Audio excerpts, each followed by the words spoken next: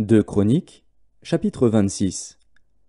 Tout le peuple de Juda prit Osias, âgé de 16 ans, et l'établit roi à la place de son père Amathia. Osias rebâtit Élot et la fit rentrer sous la puissance de Juda, après que le roi fut couché avec ses pères. Osias avait 16 ans lorsqu'il devint roi, et il régna 52 ans à Jérusalem. Sa mère s'appelait Jécolia, de Jérusalem. Il fit ce qui est droit aux yeux de l'Éternel, entièrement comme avait fait Amathia, son père.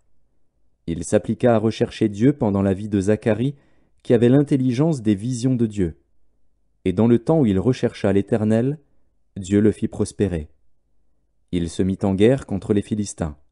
Et il abattit les murs de Gath, les murs de Jabné et les murs d'Asdod, et construisit des villes dans le territoire d'Asdod et parmi les Philistins.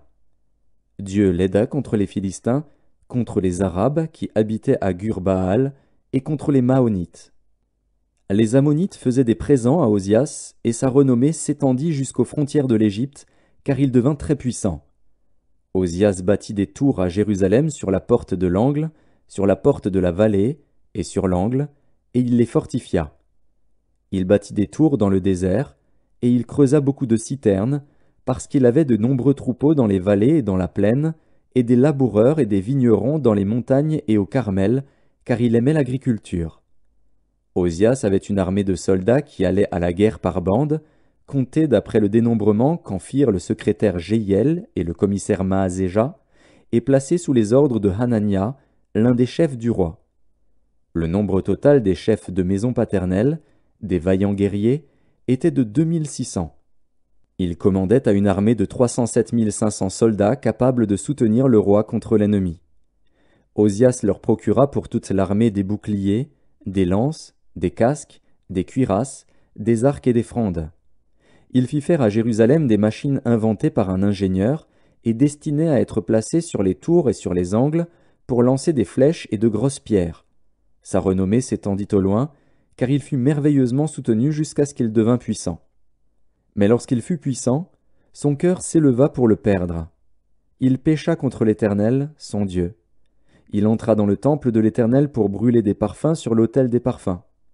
Le sacrificateur Azaria entra après lui, avec 80 sacrificateurs de l'Éternel, hommes courageux, qui s'opposèrent au roi Osias et lui dirent « Tu n'as pas le droit, Osias, d'offrir des parfums à l'Éternel.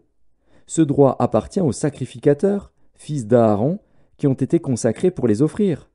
Sors du sanctuaire, car tu commets un péché, et cela ne tournera pas à ton honneur devant l'Éternel Dieu. » La colère s'empara d'Osias, qui tenait un encensoir à la main.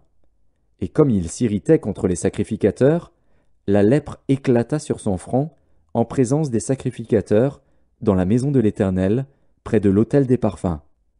Le souverain sacrificateur Azaria et tous les sacrificateurs portèrent les regards sur lui, et voici, il avait la lèpre au front. Ils le mirent précipitamment dehors, et lui-même se hâta de sortir, parce que l'Éternel l'avait frappé. Le roi Osias fut lépreux jusqu'au jour de sa mort, et il demeura dans une maison écartée comme lépreux, car il fut exclu de la maison de l'Éternel. Et Jotham, son fils, était à la tête de la maison du roi et jugeait le peuple du pays. Le reste des actions d'Osias, les premières et les dernières, a été écrit par Ésaïe, fils d'Amoz, le prophète. Osias se coucha avec ses pères, et on l'enterra avec ses pères dans le champ de la sépulture des rois, car on disait « Il est lépreux ». Et Jotham, son fils, régna à sa place.